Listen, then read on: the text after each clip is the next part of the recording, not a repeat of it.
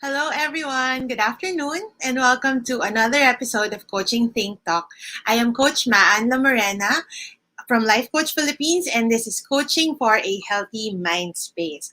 So, this coaching conversation that we have this afternoon is for individuals who are experiencing uncertainty and overwhelm in their lives due to some unhealthy thinking patterns and negative mindsets that they have acquired throughout their lives. And it is my deep desire to help them break free from these mindsets and thinking patterns through the renewing of their mind so that they can live fully and free as they journey God's calling and purposes for their lives. So thank you for joining me live this afternoon. Please leave your digital footprint by letting me know where you are watching me from in the comment section. Also, feel free to tag your family and your friends who you think will benefit a lot from our conversation this afternoon. Or you can also share the link of this video so that more people will be reached by our conversation today. And if you happen to catch this on replay, just please let me know by typing #replay in the comments.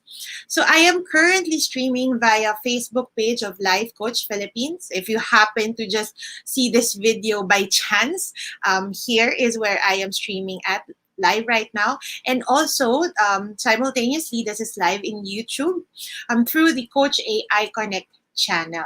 So I hope you can support what we are doing as a movement in Life Coach Philippines by subscribing through our social media platform. So you can just click the like in our Facebook page and subscribe in YouTube so that you will also get to know other videos like this, or also be informed of other activities and upcoming events that we have, so that you won't miss any of them.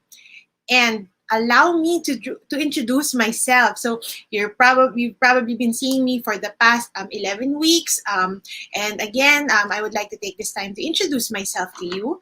I am Coach Maan Lamorena, and I am a certified life coach. I am also a certified mental toughness coach, and I am a very happy wife with a 3-year-old daughter. I also love dogs, and I was a former HR executive for 10 years before I turned freelance when I moved to Mindanao. And that was also the reason I became a licensed football and futsal coach, because that opened an opportunity for me when I moved here. So that's who I am. And now, as we go through our conversation this afternoon, I hope that you would be encouraged to share any insights or realizations or any aha moments that would strike you as you listen to the talk. And feel free to share that in your timeline, and just include #PackMyBagMoment and #CoachingThinkTalk and #A HealthyMindspace. So they're all in the screens right now. Please do take note so that you can include it in your post later. Okay, so for the past 11 weeks, I have been talking about a healthy mind space. And having a healthy mind space is very essential. It's actually as essential as having a healthy and clean physical space. Just imagine this. Any physical space that is cluttered, that is chaotic and messy, would always bring a challenge to someone trying to find a specific thing. So, in the same way that for our minds, if it's left with a lot of clutter and mess, it will make it very challenging for us to think clearly, process our thoughts better, and can sometimes even be detrimental in making better decisions. So, now you've understand that it's very essential for us to have a healthy mind space. Probably the next question you would ask me is how to have it. What do I need to do so that I can have a healthy mind space? Now, it actually involves intentionally finding ways to grow from your thoughts instead of letting them control your life. So, when you get through these thoughts, it's really not just dwelling on it, but choosing two things: that either you move beyond that thought or you simply accept it. And that's usually what we discuss here in our coaching conversation. Because you see, there are a lot of mental clutter that we unknowingly take on in every experience that we have. Some of them, they just simply get stored and hidden in our mind, and they only come up when, when there are certain specific triggers and situations that happens. But it's not an ever-present thing that bothers us. While some, their presence is more obvious, and it takes only very little and small triggers to show up. And when this happens, when it comes up in the surface, it becomes a stumbling block in how we live our life. So that's how it is with mental clutter. Now, before I talk about this specific mindset that we will discuss or highlight this afternoon, I want to start our discussion by sharing these photos. So there. I want you to look at those photos and tell me what they have in common with one another. So you're probably thinking, okay, they all have white backgrounds. Yes, that was intentional, but that's not the answer. Okay, so yeah, when you look at these people, usually you would see that they're famous, they're successful, they're rich, right?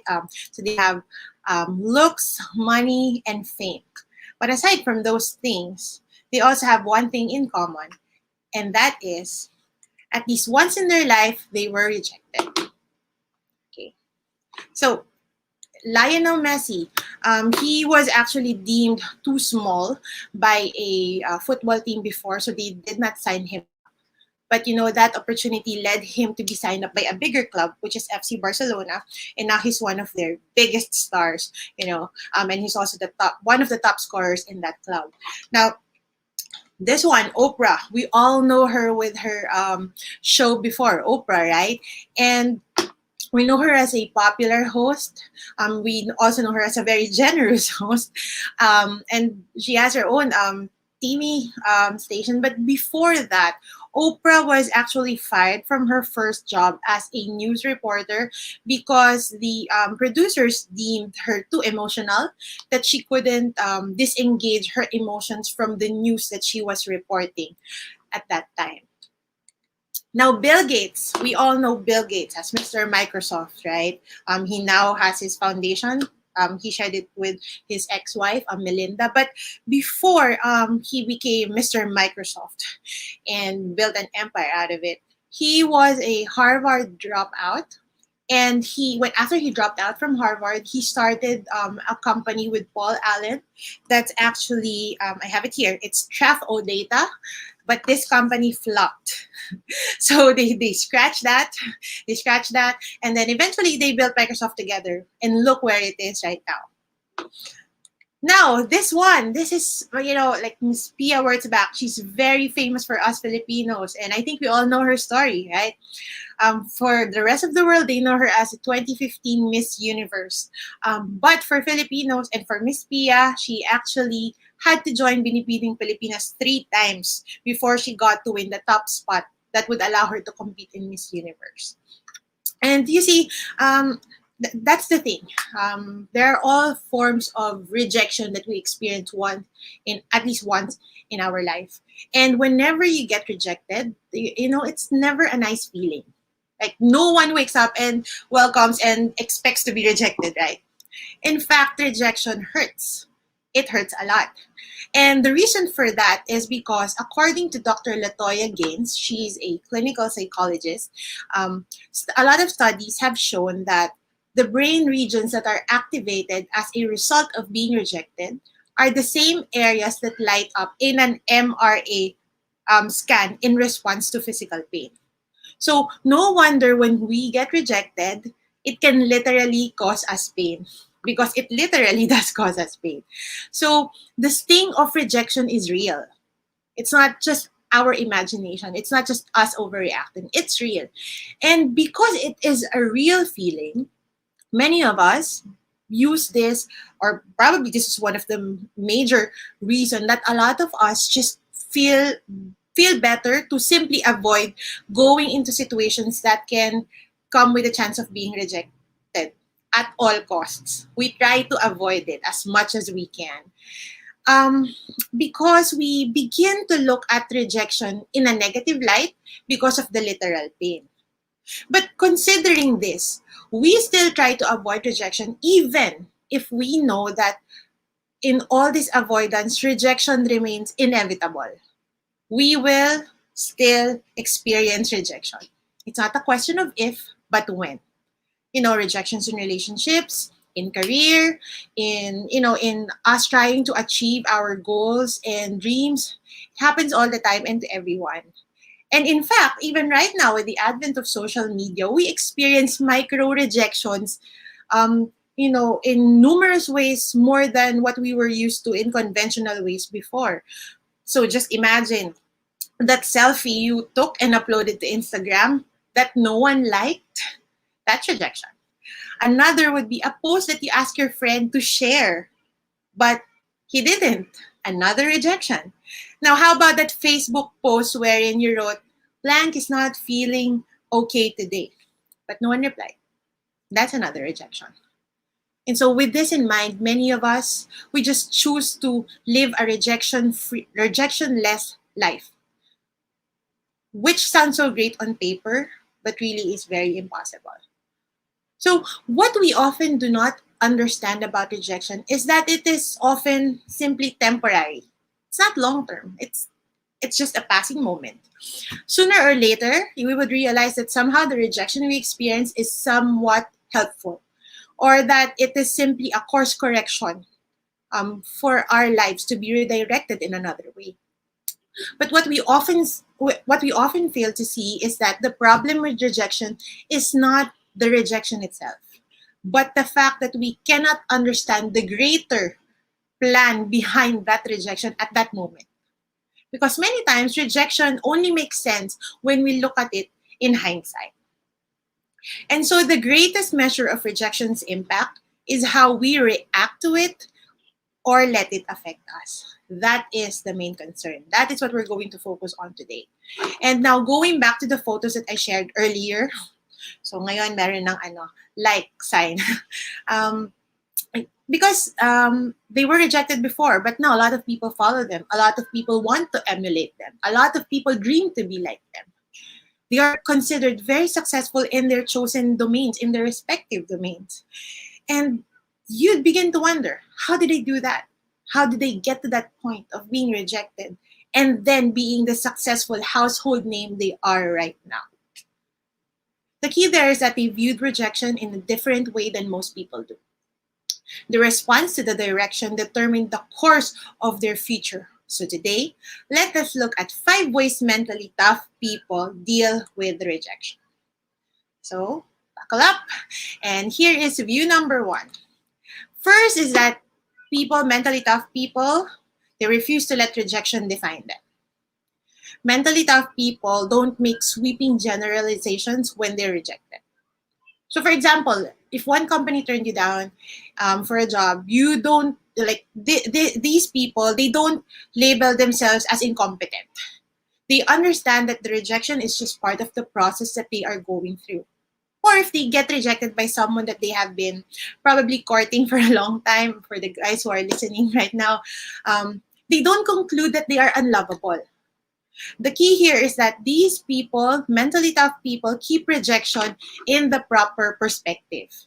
That it's just momentarily, it's just one single event that do not have to define them.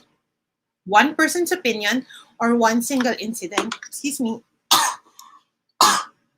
sorry about that. Excuse me again. One person's opinion or one single incident, excuse me, better now. I apologize. One person's opinion or one single incident should never define who you are. So just because someone else thinks something different about you, it doesn't mean that it's generally true. So in the face of rejection, mentally tough people, they don't let their self-worth depend upon the opinion of others. So there. Now, view number 2. They acknowledge their emotions. Mentally tough people admit when they are what they are feeling and when they are feeling it. Rather than suppress, ignore, or deny the pain, these people, they acknowledge their emotions. They admit when they are embarrassed, when they're sad, disappointed, or even discouraged. They do not hide behind these sugar-coated emotions, which many of us like to do most of the time. They deal with uncomfortable emotions head on and in a proper perspective, which is essential to coping with their discomfort in a healthy manner. So, you see, they do not try to downplay whatever it is that they're feeling. They just really admit it to themselves and probably to other people. So, whether you've been stood up by a date or turned down for a promotion, we have to understand that first, it hurts. Rejection hurts. So trying to minimize that pain by convincing yourself or someone else for that matter that it was no big deal, or we just, as I mentioned earlier, that we downplay the emotion, it will only prolong the pain. It will only magnify the rejection that was felt. So mentally tough people, what do? In the face of rejection, they don't hide their emotions. Instead, they deal with uncomfortable emotions by facing them head on. So now, view number 3. They view rejection as evidence they're pushing the limits. So many of us, we like to be comfortable. We don't like to be, we don't like to step out of our comfort zone. Again, probably because we're afraid of rejection. But mentally tough people, they don't make, mentally tough people know that when they are rejected, it only serves as proof that they are living their life to the fullest and that they are trying. A lot of people, they expect to be rejected sometimes. In fact, some people, they already consider rejection as part of their plan. So that in their action plan, they have plan A, and when I get rejected, I have plan B. That's how that's how they plan ahead. That's how they want to deal with the rejection. That it just becomes a part of the process. So when rejection comes, they're not afraid to go for it. They're not afraid to try because they've already anticipated it. And the thing here is that if you never get rejected, I think it would only mean that you may be living too far inside your comfort zone because you're not, no one's pushing you. You're not being tried. You can't be sure that you're pushing yourself to your limits until you get turned down every now and then because it's part of it. Rejection only serves as proof that you pushed the limits and you did something to try to expand your horizons. So in the face of rejection, do not let the temporary feeling to limit your dreams and what you want to achieve for yourself. Instead, celebrate it, knowing that you've done something, you've accomplished something that brought you closer to your goal, that brought you closer to achieving what you want to achieve.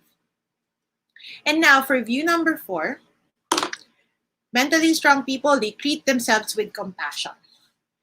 When you get rejected, it's easy to make generalizations about yourself. But these successful people, they don't do that. They don't make hasty generalizations. So rather than think that, oh, I'm so foolish for thinking I could do that, or maybe I shouldn't have tried, I should have just stayed here and all that. They treat themselves with compassion. And they do this by, first and foremost, being kind to themselves. They do this by being understanding and forgiving of their mistakes and flaws, knowing that really no one is perfect and that rejection does happen, but it's not the end. Sooner or later, there will be another chance to try again. So just imagine, for example, you got dumped by your long-term love, or you were blindsided by a recent firing by your employer, or any of these challenging things that caused you to be rejected. Blaming yourself will only keep you down. Instead, practice self-compassion by number 1, speaking kindly to yourself. You see, that's the thing. We expect people to be kind to us, but we cannot even be kind to ourselves. And that's what we should do. When we get rejected, who's the first person to cheer you up? Yourself. So speak kindly to yourself. You remind, when it's so hard for you to do that, go back to your past successes and celebrate the strengths that you have. So it will help you to be reminded that sooner or later you can get back on your feet, you can be inspired again, and eventually you can try again. In the face of rejection, be kind to yourself because your mind will thank you for it. And last but not least, they learn from rejection. Mentally tough people learn from rejection. When they get rejected, they ask themselves, what do I gain from this? What did I learn from this? They don't go moping around and saying, oh, I'm such a failure. Oh, what am I going to do? I'm never going to make it. No, they actually start asking the right questions. What did I learn from this? What is this teaching me? What opportunity can I get from this rejection? Rather than simply tolerate the pain, they turn it into an opportunity for self growth. With each rejection, they eventually grow stronger and become better. So, whether you learn about areas in your life that need improvement because of that rejection, or you simply recognize that, okay, I got turned down and it's not as awful as I imagined it was. Rejection is a good teacher. And when you see it with a growth mindset instead of a fixed mindset, this growth mindset will allow you to bounce back faster because you do not focus on the negative impact. Instead, you look at on the opportunity to move forward with more wisdom. So, in the face of rejection, always remember the lesson and use it to help you in your next action. Remember the lesson and use it to help you in your next action. Because then again, if you just remember the lesson but don't do anything about it, you're still stuck where you are. And that's not what we want, right? We want to reach and achieve our goals. So at the end of the day, I hope you understand that rejection is all part of the process. If you want to grow and you want to become a better person, one way or another, you will experience it. I have experienced it, and somewhere down the road, I think I'm going to experience it again. And it's not something that we have to be afraid of. Rather, we have to look at it with the lens of an opportunity for growth that will lead us to a new direction. Welcome it. Do not be afraid. Welcome it. And with some others, they even embrace it. Again, the lesson there is get the lesson and use it to help you in your next action. Tony Robbins said that there are no real successes without rejection. The more rejection you get, the better you are. The more you've learned, the closer you are to your outcome. And if you can handle rejection, you'll learn to get everything you want. So if you've been wanting to achieve all your dreams, your goals, you've been meaning to think, how can I get there? Perhaps this is just one mindset that you need to look at it in a different perspective. Renew your mind about how you view rejection. That it's not something negative. It's not something bad. But it can really help you. Because rejection isn't the end. It's actually the beginning. So thank you for joining me today. If you're someone who's saying that rejection has been a way of life for you and it's been crippling you in your relationships, in your career and pretty much how you live your life, I'd like to have a conversation with you. Uh, You know, um, let's talk about how you and your life can be transformed with how you view certain mindsets in your life.